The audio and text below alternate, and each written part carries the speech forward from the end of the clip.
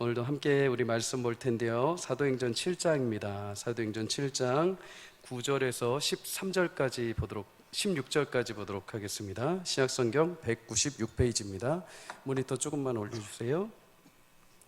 사도행전 7장 9절에서 16절.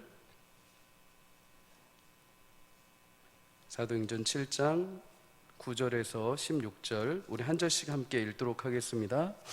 여러 조상이 요셉을 시기하여 애굽에 팔았더니 하나님이 그와 함께 계셔 그 모든 환난에서 건져내사 애굽 왕 바로 앞에서 은총과 지혜를 주심에 바로가 그를 애굽과 자기 온 집의 통치자로 세웠느니라. 그때 애굽과 가나안 온 땅에 흉년이 들어 큰 환난이 있을새 우리 조상들이 양식이 없는지라. 야곱이 애굽에 곡식 있다는 말을 듣고 먼저 우리 조상들을 보내고 또 제차 보냄에 요셉이 자기 형제들에게 알려지게 되고 또 요셉의 친족이 바로에게 드러나게 되니라.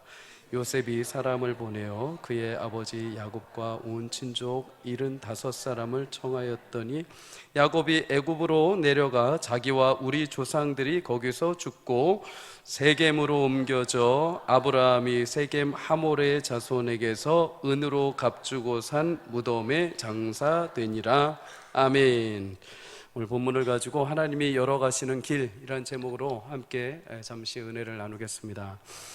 지난주 수능시험이 있었죠. 수능시험. 수험생 우리 학부모들 또 우리 수험생 자녀들 또 중보로 함께 동역해 주신 우리 귀한 성도님들 참 감사하고 또 아마도 시험이 끝나고 나서 이렇게 후련함보다는 아쉬운 마음이 좀 많이 있는 것 같아요.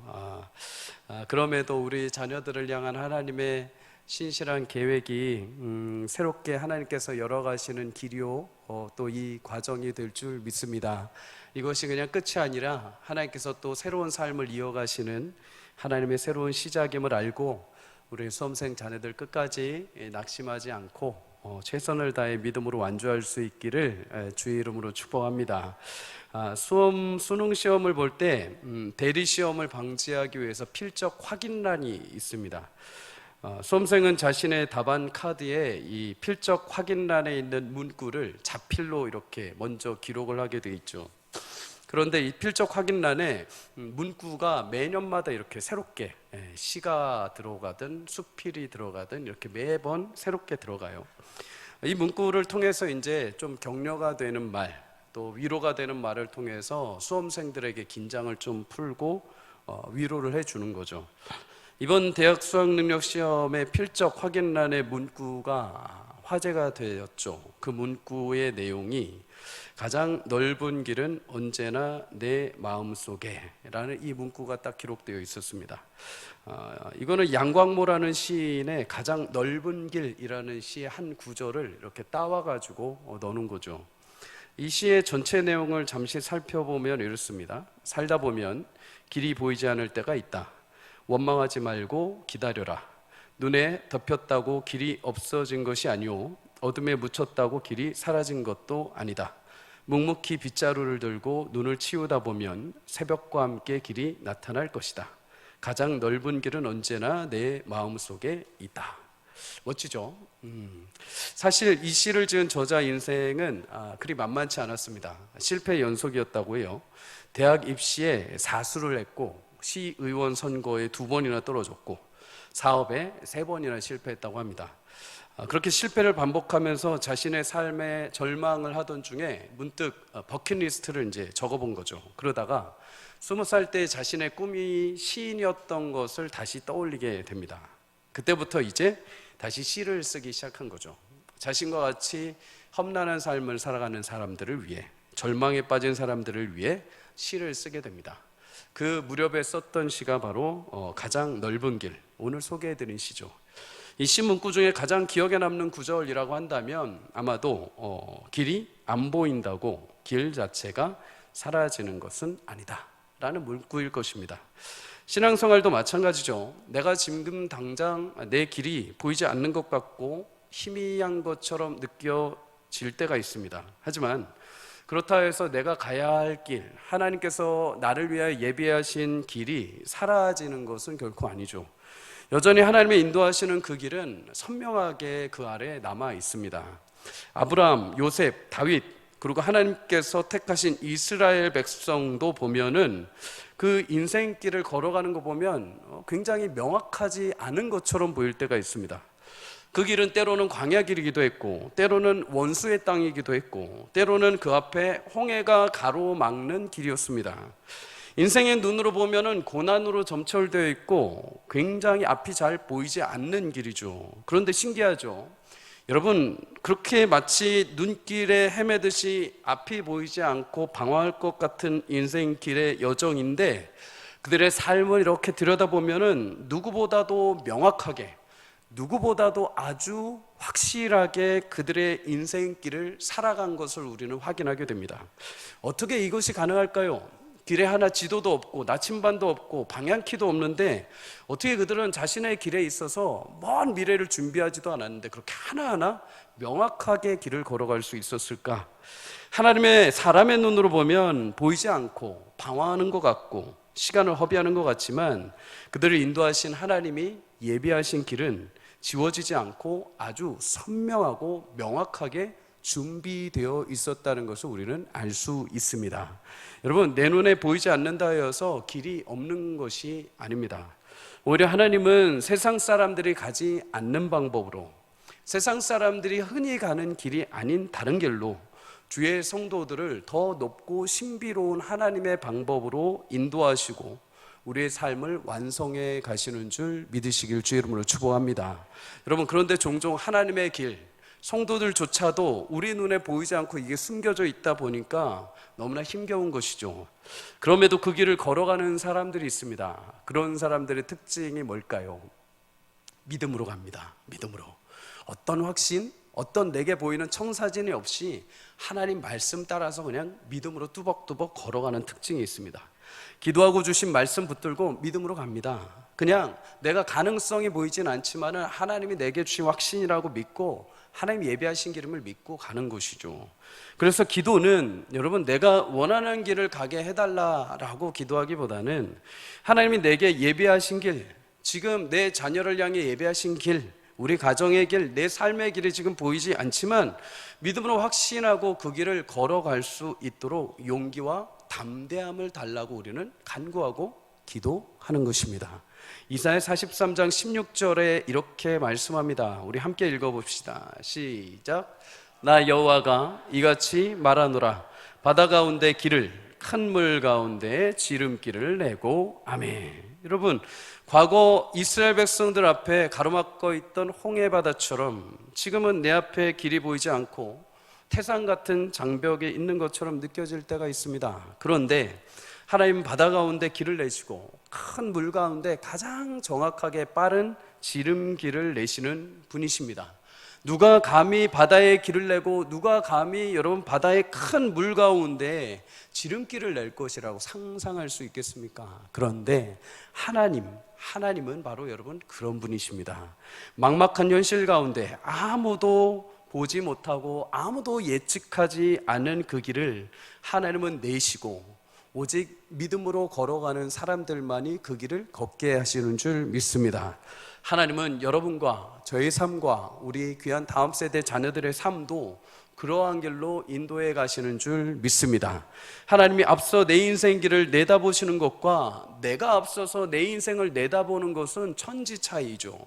나는 내 자녀를 향해서, 내 인생을 향해서, 나의 앞길을 향해서 나는 한 수, 두 수 정도만 내다볼 수 있습니다. 그러나 하나님은 영원을 앞을 내다보시는 분입니다. 성도님들, 하나님의 수가 훨씬 더 영광스럽고 훨씬 더 안정적이고 하나님의 그 앞에 계신 계획이 우리를 가장 안전한 길로 인도하시는 줄 믿습니다. 그러니 여러분, 낙심과 아쉬움보다도 예수 그리스도가 나의 주인이라고 하신다면 오늘도 홍해가 갈라지듯 여리고가 무너져 내리듯 하나님은 우리 인생길 가운데 어떤 장벽도 하나님의 방법으로 길을 내실 줄 믿고, 때로는 돌아가는 것 같을지라도, 때로는 지금 당장 안개 속에 있는 것 같을지라도 내게 주신 바로 앞의 길에 대한 믿음을 요청하시고 걸으라 하신다면 여러분 믿음으로 걸어 한 걸음 한 걸음 하나님의 약속하신 길을 걸어갈 수 있기를 주의 이름으로 축복합니다. 반드시 그 길 끝에 하나님께서 예비하신, 하나님께서 우리 가운데 준비해 두신 하나님의 영광의 결실을 맺게 될 줄 믿습니다. 전혀 예상치 않았던 인생길을 살았던 인물이 있습니다. 오늘 스데반 설교에 등장하는 요셉이죠. 요셉. 스데반은 자신의 신앙의 뿌리의 근간을 성전과 율법에 두고 있던 종교 지도자를 향해서 신앙의 뿌리는 그런 데 있는 것이 아니다, 영광의 하나님으로부터 시작이 되었다라고 설교를 시작을 합니다. 그렇게 너희가 존경하는 믿음의 조상 아브라함조차도 처음에는 갈대아 우르에 있던 존재이다, 그를 위대한 영광의 하나님 불러내시고 그가 이 땅에 산 날 동안에 하나도 거처가 없었지만 약속의 믿음의 조상이 된 것은 오직 하나님의 약속 때문이다 라는 것을 증거해 주었죠. 그리고 이제 그 다음으로 요셉을 등장시킵니다. 요셉 또한 전혀 예측할 수 있는 삶을 살았던 존재가 아닙니다. 오히려 그와 함께 하신 하나님의 약속의 성취를 통해서 그의 후손들이 영광스럽게 빛나게 되는 것을 우리는 보게 되죠. 요셉의 이야기를 여러분 많이 들어보셨을 겁니다. 그가 아브라함의 아들 이삭, 또 이삭의 아들 중에 둘째 아들이었던 야곱, 그리고 그 야곱이 낳은 아들들 중에 한 명이 바로 요셉이었죠. 야곱의 아들은 12명이었습니다. 그 중에 11번째로 요셉이 태어나게 되죠. 창세기 37장에 보면은 이 야곱은 노년에 얻게 된 요셉을 굉장히 사랑했다고 합니다. 얼마나 사랑했는지 형들은 안 입혀주는 화려한 옷도 입혀주고 계속 꾸준히 사랑을 고백을 하게 되죠. 사실 이렇게 요셉이 편애할 정도로, 야곱이 편애할 정도로 요셉을 사랑했던 이유가 조금 있습니다. 야곱에게 요셉의 아버지였던 야곱에게는 아내가 2명 있었죠. 하나는 언니였던 레아, 또 하나는 동생이었던 라헬입니다. 야곱은 사실 이 동생 라헬을 먼저 사랑해서 결혼을 하려고 했죠. 하지만 그 당시에 이 야곱의 외삼촌이자 장인이 되었던 라반의 계략에 의해서 레아 언니도 자신의 아내로 맞이하게 됩니다. 그리고 이제 10명의 아들을 낳게 되는데 모두 레아, 그리고 레아의 여종 실바, 그리고 라헬의 여종 빌하의 자녀들이었습니다. 실제로 자신이 사랑했던 라헬의 자녀가 하나도 태어나지 않는 겁니다. 그러다가 노년에 마침내 이제 자신이 사랑했던 라헬의 아들 바로 요셉, 그리고 베냐민이 태어나게 되는 거죠. 얼마나 사랑스럽겠습니까? 내가 사랑했던, 진짜로 사랑했던 여인을 통해서 낳은 아들이었기에 더 많은 사랑과 편애를 하게 되었죠. 하지만 이런 편애와 사랑 때문에 오히려 요셉의 인생은 조금 꼬이기 시작을 합니다. 사도행전 7장 9절 우리 함께 읽어보도록 하겠습니다. 시작. 여러 조상이 요셉을 시기하여 애굽에 팔았더니 하나님이 그와 함께 계셔. 아멘. 아버지에게 너무 큰 사랑을 받은 이 요셉, 그는 그대로 아버지의 편애 속에 편안한 삶을 끝까지 살 줄로 생각을 했습니다. 하지만 어느 날 꿈을 꾸게 되죠. 꿈속에 형들의 곡식단이 다 줄을 서서 자신에게 인사를 하는 꿈을 꿨습니다. 또 하나의 꿈을 꾸게 되죠. 해, 달, 별, 이 11별, 해와 달과 11별이 자신 앞에서 절을 하는 꿈을 꾸게 됩니다. 이것은 아버지, 어머니, 그리고 11명의 형제가 자신 앞에 경배한다는 것을 얘기하는 것이죠. 이 꿈 얘기를 통해서 안 그래도 형들이 굉장히 시기하고 질투하고 있었는데 더 시기가 들끓게 됩니다. 그리고 마침내 요셉을 팔아버리게 되죠. 미디안 상인들에게 팔아버린 이 요셉은 애굽 바로왕의 경호대장인 보디발에게 넘어가게 됩니다. 약속의 아들, 아브라함의 후손, 채색 옷을 입고 편하게 살 줄 알았던 요셉의 인생이 한순간 졸지에 먼 타국 땅에 노예로 전락해버린 겁니다. 인생이 찾아오는 고난이 힘든 이유가 여러 가지가 있을 겁니다. 그 중에서 가장 우리가 힘들고 가장 어렵다고 말하는 고난의 이유, 대표적인 것은 자의적으로 만들어낸 고난, 내가 만들어내서 나 때문에 생긴 고난이 아니라 타의적으로 내가 손쓸 틈도 없이, 내가 이해할 겨를도 없이 내게 찾아온 고난 때문에 힘든 게 가장 어려운 것이죠. 하루아침에 모든 인생이 뒤집어집니다. 적응할 시간도 없고 내가 이해할 시간도 없습니다. 그냥 모든 삶이 그냥 송두리째 바꿔져 버린 겁니다. 그래서 순간에 찾아오는 여탈과 허무함이 감당하기가 어렵죠. 요셉의 삶에 찾아온 고난, 사실 어떤 것도 이해될 만한 것은 없습니다. 타의적이었고 하루아침에 그의 신분이 완전히 다 뒤집어져 버렸죠. 이것을 우리는 흔히 말해서 불의하다라고 말합니다. 공의롭지 못한 현실, 정의롭지 못한 일들이 내 삶에 찾아오는 거죠. 그렇다면 여러분, 이렇게 전혀 예측하지 못한 인생의 길을 걷게 된 요셉을 통해서 성경은 우리에게 어떤 교훈을 주고 있을까요? 오늘 두 가지 교훈을 발견하게 됩니다. 첫째는 불의한 현실에도 하나님은 언제나 우리와 함께 하신다는 것입니다. 요셉에게 오늘 현실은 모든 것이 불의한 상황이었죠. 크게 그에게 불의한 상황은 세 가지로 다가옵니다. 첫째는 먼저 형들에 의해서 구덩이에 던져진 거죠. 창세기 37장에 보면 아버지 야곱은 형들이 양을 치고 있는 세겜으로 이 아들 요셉을 보내게 됩니다. 저 멀리서 채색 옷을 입고 다가오는 요셉을 보자 형들이 분노하게 되죠. 저 녀석 그렇게 잘난 체하는 녀석이 온다, 꼼쟁이가 온다, 저거 어떻게 죽이지? 하면서 마음에 막 시기들이 막 일어나게 됩니다. 다행히 첫째 아들이었던 르우벤의 권면으로 요셉을 죽이지는 않습니다. 대신에 마른 웅덩이에 집어넣게 되죠. 모두 옷이 찢겨지고 웅덩이에 집어넣는 형들의 그 눈빛을 보면서 요셉이 굉장히 충격을 먹었을 겁니다. 그 전까지 형들이 시기하고 그래도 멸시하는 눈초리를 했어도 지금 웅덩이에 던져넣는 그 눈초리는 살기가 등등했기 때문이죠.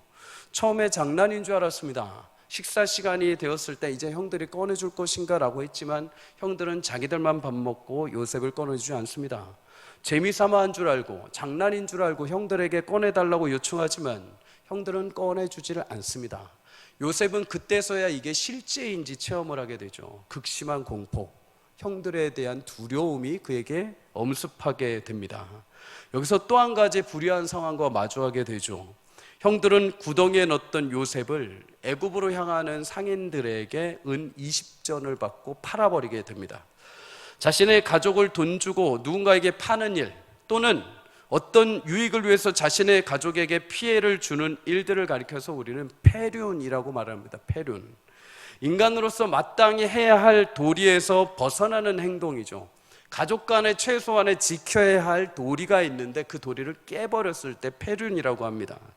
가족이 서로 살면서 때로는 싸울 수도 있죠. 잔소리를 들을 수도 있고 잔소리를 할 수도 있고 여러 가지 싸울 수 있습니다. 그런데 하지만 마지막 그 끝에 가면 어떻게 될까요?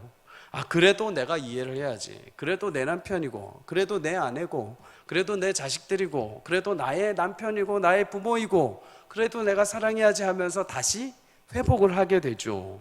하나님께서 만들어 온 가족 공동체의 가장 기초적인 이 공동체는 어떤 다툼이 있어도 하나님께서 처음에 가장 기초적으로, 이 기초가 깨지면 모든 인생이 분열되기 때문에 가장 아름답게 완성적으로 만들어 놓으신 것입니다. 그런데 이 가족 공동체가 지금 요셉에게는 완전히 깨어지게 되어버린 겁니다. 형들의 손에 팔려 노예로 팔린 이 비극은 내 인생의 가장 안정장치이고 가장 버팀목이 되어 주어야 할 가족의 근간이 사라져 버린 겁니다. 세 번째, 요셉에게 불의한 상황, 마지막으로 하나가 더 있죠. 요셉은 억울한 누명과 마주하게 됩니다. 상인들에 팔려서 애굽의 경호대장 보디발의 집에 노예로 팔려가게 되었지만 그곳에서도 요셉은 그래도 하나님 의지하면서 최선을 다합니다. 부지런히 열심히 일해서 총무의, 가정 총무의 자리까지 오르게 되죠. 그런데 이때 보디발의 아내로부터 유혹을 받게 됩니다. 함께하자는 유혹. 요셉은 그런 유혹 가운데 하나님의 살아계심 앞에 내가 득죄할 수 없음을 고백하고 그 자리를 피하죠. 하지만 보디발 아내의 거짓말로 인해서 요셉은 주인의 아내를 범하려 했다는 억울한 누명을 쓰고 보디발의 집에 있는 왕의 죄수들을 가두는 감옥에 갇히게 됩니다. 일반적으로 그냥 재물을 훔치거나 그냥 조금 사기를 치거나 한 죄인들이 범하는, 죄인들이 들어가는 감옥하고는 이 감옥은 차원이 다르죠. 왕에게 범죄에서 잡혀 들어온 감옥입니다.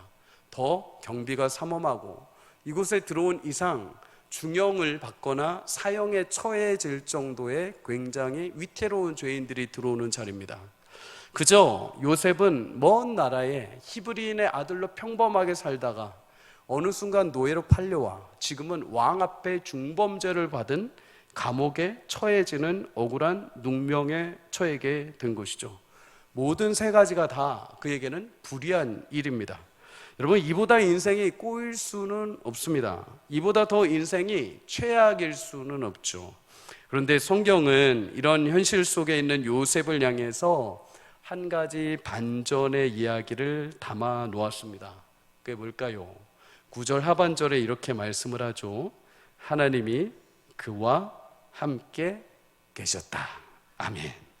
여러분, 이 말을 창세기 39장 2절의 말씀으로 다시 이야기하면 여호와께서 요셉과 함께 하심으로 그가 형통한 자가 되었다, 이 말입니다. 우리는 누구나 내 삶에 불의한 일이 일어나지 않기를 바라죠. 순탄하기를 바랍니다. 의롭길 바라고 수고한 대로 결실을 얻길 바라고 모든 것이 탄탄하기를 바랍니다. 그것이 형통한 것이라고 생각하고 그것이 열리는 인생처럼 보입니다. 그런데 오늘 성경은 요셉을 통해 우리에게 한 가지를 알려줍니다. 형통하다는 것, 그것은 내 삶이 의로운 길을 향하고 모든 것이 내 생각과 내 뜻과 내가 땀 흘린 대로 내 의도대로 가는 것이 아니라 어떤 불의한 현실과 마주했다 하더라도, 원치 않는 인생의 길에 선다 하더라도, 앞이 보이지 않는 미래를 향해 걸어가도 그곳에 하나님이 나와 함께 계신다면, 하나님이 나와 함께 하시면 형통한 자가 된다라고 말씀을 합니다. 사랑하는 성도님들, 참된 형통은 하나님이 나와 함께 하시는 것입니다. 그것은 내게 주어진 환경, 내가 처한 현실과는 상관없습니다. 요셉은 계속 마주하는 현실이 꼬이고 어렵고 이해가 되지 않았을 겁니다. 우리가 새벽마다 계속 욥의 말씀을 나누는데 욥의 인생처럼 어쩌면 그도 평생 한탄했을지 모릅니다. 하지만 이해될 수 없는 순간에도 하나님이 그와 함께 하심으로 그의 삶이 형통하게 되었다라고 성경은 말씀합니다. 여러분, 인생은 그럴 수 있습니다. 불의하고 억울하고 아픈 일이 생길 수 있습니다. 세상은 그렇게 선하지 않습니다. 의롭지 못합니다. 내가 열심히 한 것 그대로 보상해 주지 않습니다. 하지만 하나님은 여전히 선하십니다. 그러한 불의와 마주한 현실 속에서도 하나님은 여전히 그의 선하심과 인자하심으로 그의 성도들과 함께 동행하시며 역사하시는 줄 믿습니다. 그렇게 함께 하시는 하나님을 통해서 요셉을 향해 10절은 이렇게 고백을 하죠. 우리 다 함께 읽겠습니다. 시작. 그 모든 환난에서 건져내사 애굽 왕 바로 앞에서 은총과 지혜를 주시매 바로가 그를 애굽과 자기 온 집에 통치자로 세웠느니라. 아멘. 요셉에게 하나님이 함께 하시니 어떻게 되었는가? 여러분, 그토록 억울하게 불의한 세상마저도 하나님의 그 뜻하신 바 앞에 순복하는 것을 우리는 보게 됩니다. 애굽의 바로 왕이라고 하면 그 당시에 모든 민족이 신이라고 추앙했던 왕입니다. 태양신이었죠. 그런데 그 위대한 세상의 왕마저도 하나님이 함께 하시는 요셉, 하나님이 함께 동행하심으로 형통한 요셉을 바라보면서 마침내 자신의 애굽의 자신의 모든 통치권을 그 요셉에게 넘겨주게 됩니다. 여러분, 이것이 하나님의 주권이요 전능하신 하나님의 위엄인 줄 믿습니다. 아무리 세상의 불의한 현실로 찾아와도 하나님은 그 불의한 현실마저도 깨시고 동행하시며 주의 백성들의 머리를 드시는 여호와 하나님이신 줄 믿습니다. 성도님들, 나는 부족합니다. 우리 인생의 힘으로는 세상을 뒤집어 엎을 수가 없습니다. 그러나 하나님은 그와 함께 동행하시는 주의 백성들, 순복하며 그 믿음의 길을 걷는 주의 백성들을 통해서 세상을 반전시키시고 하나님의 거룩한 역사를 이루어내실 줄 믿습니다. 여러분, 최근에 수능 시험을 치는 학생들에게 억울한 일이 있었죠. 제가 이 얘기를 들으면서 도대체 이 시대에 왜 이런 일이 벌어졌는가 하면서 한탄할 정도였습니다. 모 고등학교에서 수능 시험을 봤는데 시험 종료 시간 확인을 죄송하지만 그 담당 선생님이 잘못 계산해서 그 학교 전체가 1분 30초 일찍 종을 쳐버린 겁니다. 수능 시험 쳐본 우리 학생들은 알 겁니다. 1분 30초라는 시간이 굉장히 중요한 시간이죠. 마킹할 수 있는 충분한 시간대가 됩니다. 그런데 갑자기 1분 30초 전에 종을 딱 쳐버리니까는 마킹을 하던 친구들도 다 손을 놓게 됩니다. 심지어 급하게 그냥 하나로 찍어버리게 되는 거죠. 얼마나 억울했겠습니까? 심지어 이 일로 인해서 페이스가 이제 무너진 상태로 2교시 시험에 들어가게 됩니다. 그 앞에 있는 그거 생각나서 2교시가 제대로 시험이 쳐졌겠습니까? 그런데 더 안타까운 건 결국 2교시 시험이 끝나고 나서 다시 1교시 시험지와 답안지를 주고 1분 30초를 주고 다시 마킹을 하라고 준 겁니다. 이게 무슨, 죄송합니다. 이미 흔들려버린 마음인데, 이미 모든 게 다 흘려들었는데 이게 어떻게 다시 복구가 되겠습니까? 이처럼 억울하고 안타까운 일이 여러분 어디 있겠습니까? 짧게는 1년, 길게는 수년을 이 시험을 위해서 준비해 왔는데 단 1분 30초 때문에 그 모든 것이 물거품처럼 돼버리는 이 현실, 얼마나 억울하게 불의하다고 여겼겠습니까? 여러분, 현실만 보면 안타깝고 억울한 일이 가득합니다. 요셉도 그러했습니다. 억울하고 안타깝고 하소연하고 싶은 인생. 그런데 그런 인생에 누가 함께 하셨다고 합니까? 하나님이 함께 하시니, 하나님이 동행하시니. 요셉의 13년의 그 모든 종살이했던 억울한 삶이 인생의 헛수고가 아니라 하나님이 그를 통해 애굽의 총리로 삼아 온 민족을 구원하기 위한 준비 과정이 되게 하신 줄 믿습니다. 사랑하는 성도님들, 인생의 여러 고초와 어려움의 현실에도 하나님은 늘 나와 함께 하심을 꼭 기억하시길 주의 이름으로 축복합니다. 하나님이 함께 하시는 것이 진정한 형통이요 복입니다. 요셉의 현실을 보면 요셉이 하나님과 함께한 것이 아니요, 요셉의 그 처절한 현실 속에 하나님은 떠나지 않고 그와 계속 함께 하셨습니다. 그렇다면 여러분, 요셉이 고난에 처할 때만 하나님이 짠 하고 같이 하셨을까요? 아니요, 하나님은 요셉을 버리신 적이 없습니다. 요셉이 태어나는 그 순간부터, 채색 옷을 입고 다닌 그때부터, 그가 아버지에게 사랑을 받고 그가 꿈을 꾸고 그가 형들에게 팔릴 때도, 그가 노예로 일할 때도, 그가 억울한 누명을 쓰고 감옥에 갇혔을 때도, 그가 국무총리에 오를 때도 하나님은 요셉과 늘 함께 하셨습니다. 그리고 불의한 현실과 마주할 때도 하나님은 그와 함께 하심으로 그에게 예비하신 길을 보이시고 그 길을 걸어 마침내 하나님의 거룩한 계획을 완성하게 하신 줄 믿습니다.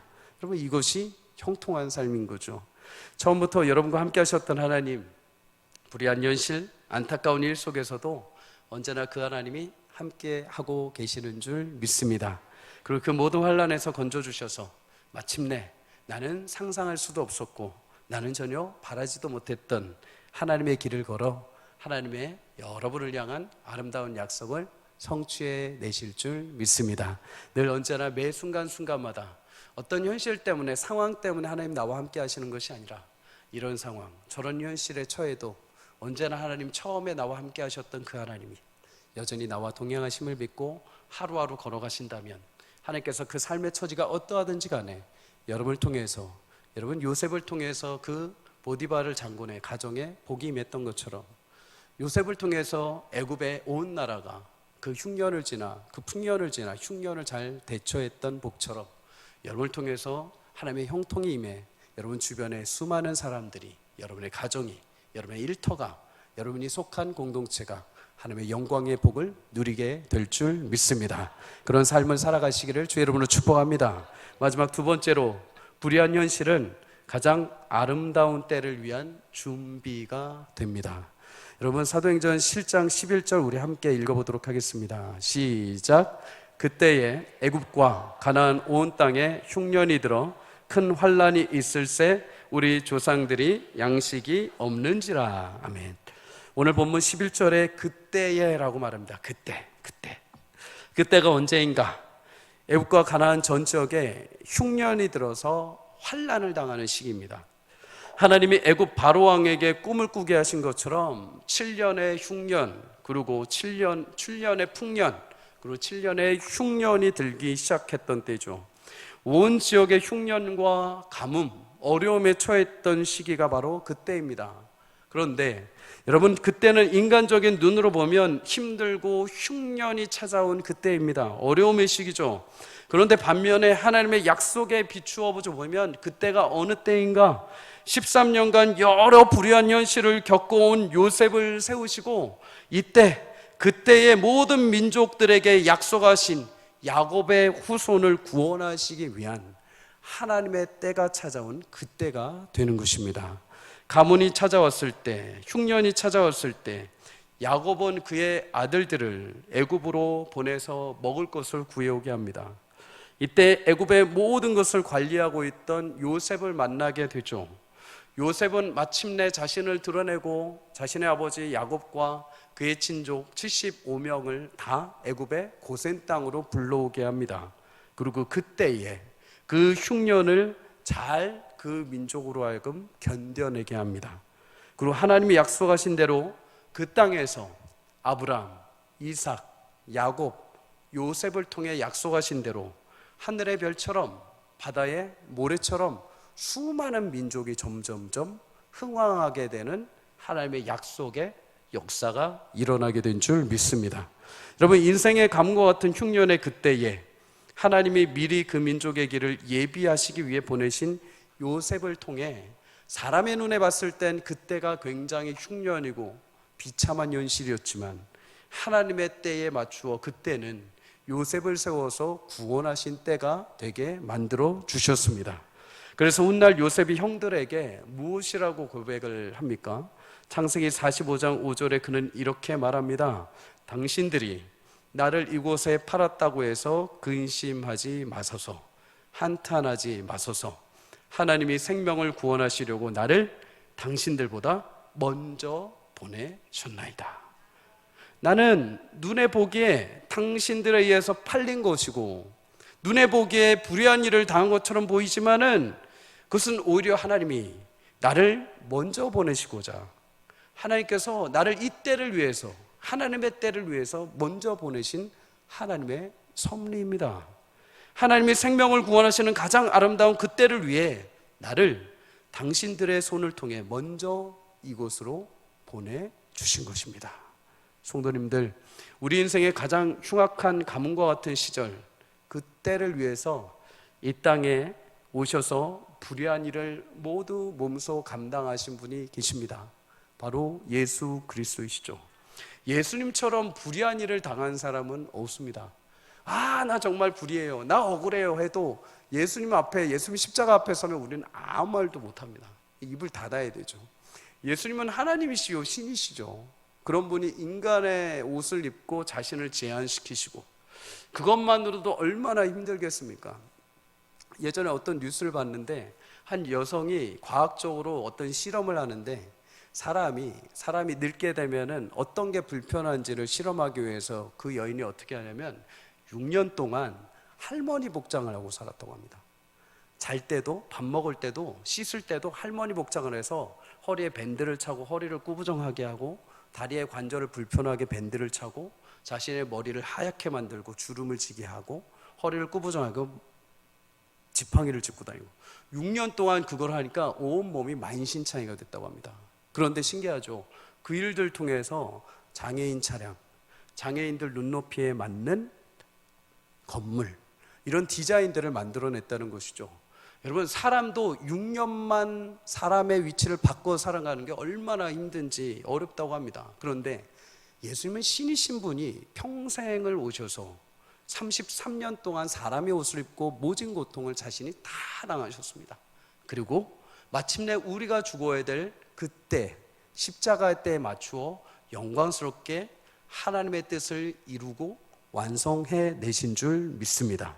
예수님이 그렇게 33년의 삶, 공생의 시간은 고난과 아픔과 이해할 수 없는 불의의 시간이었지만은 그때 하나님의 때는 온 인류를 위한 영광의 때요, 구원의 과정이 되게 하셨습니다.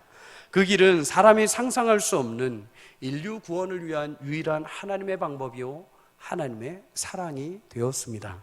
우리 인생도 마찬가지입니다. 그때 그날의 순간은 알 수 없습니다. 하지만 하나님은 가장 그 중요한 그때, 가장 아낌없이 아름답게 하시고자 하시는 그날 그때를 위해서 여러분과 저의 삶을 하나님의 방법으로, 예측할 수 없는 하나님의 길로 우리를 인도하시고 마침내 요셉처럼, 마침내 예수 그리스도처럼 그때에 영광스럽게 우리 삶을 사용해 주실 줄 믿습니다.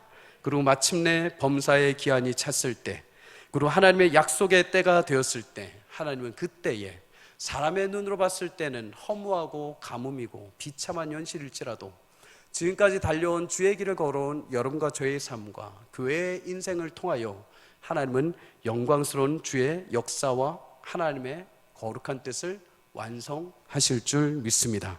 그래서 시편 102편 13절은 이렇게 말합니다. 우리 함께 읽도록 하겠습니다. 시작. 주께서 일어나사 시온을 긍휼히 여기시리니 지금은 그에게 은혜를 베푸실 때라. 정한 기한이 다가오미니이다. 아멘. 우리 모두의 삶은 그때를 향해 달려가고 있다고 합니다. 그런데 그 기한이 차오고 있다고 합니다. 그 기한이. 그러니 성도님들, 그 기한이 이제 곧 다가오고 있으니 중간에 멈추지 마시고 포기하지 마시고 하나님의 거룩한 뜻을 위해서 한 걸음 한 걸음 믿음으로 걸어갈 수 있기를 주의 이름으로 축복합니다. 하나님의 약속의 때는 결코 늦게 오지 않으실 겁니다. 그리고 가장 합당한 때, 가장 하나님이 우리 가운데 원하시고 예비하신 그때에 우리 전 인생을 통해서 하나님은 아름답게 열매 맺게 하실 것이고, 수많은 세상의 속에서 여러분과 저의 삶, 우리 자녀들의 인생을 통해서 아름다운 영광의 결실을 맺게 하실 것입니다. 새벽 미명이 다가올수록 더욱더 짙어지게 되어 있습니다. 하나님께서 우리 인생에 찾아오게 하신 수많은 길의 여정, 지금은 보이지 않을 수 있습니다. 그렇다고 성도님들, 우리 낙심하기보다 여전히 우리의 생각과 우리의 상식을 뛰어넘어 놀랍게 신묘막측하게 일하시며 우리 가운데 예측할 수 없는 놀라운 길로 인도하시는 하나님이 함께 하심을 확신하며 오늘도 그 길을 열어가시는 주님을 따라 함께 그 길을 걸어 영광의 그때를 맞이할 수 있는 저와 여러분이 되시기를 주의 이름으로 축복합니다. 오늘도 길이 보이지 않아 막막한 현실에 처한 우리 성도님들, 오늘 이 자리에서 기도할 때 하나님께서 그 길을 여시고 순종함으로 그 길을 걸어 마침내 하나님의 선한 영광의 은혜를 맛보는 귀한 저녁이 되시기를 주의 이름으로 간절히 축복합니다. 우리 이 시간 함께 찬양하고 기도하도록 하겠습니다.